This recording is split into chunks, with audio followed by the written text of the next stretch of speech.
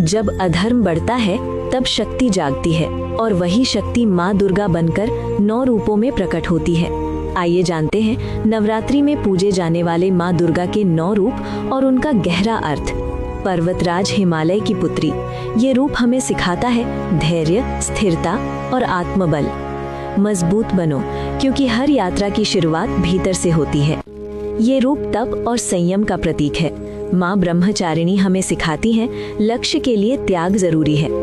जो सहन कर लेता है वही सिद्धि पाता है। माथे पर अर्धचंद्र, हाथों में शस्त्र, ये रूप बताता है शांति भी जरूरी है और शक्ति भी।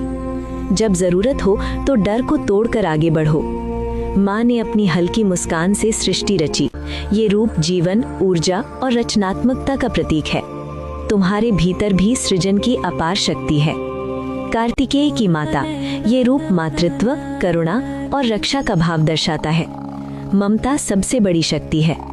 योद्धा रूप, जो अत्याचार का नाश करता है। ये रूप सिखाता है गलत के खिलाफ खड़ा होना।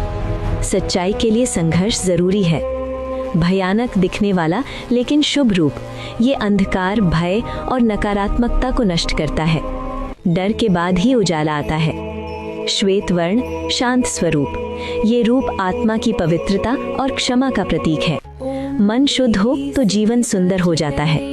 माँ सिद्धिदात्री, माँ सभी सिद्धियाँ प्रदान करती है। ये रूप बताता है जब साधना पूरी होती है तब सिद्धि मिलती है। विश्वास रखो, फल अवश्य मिलेगा।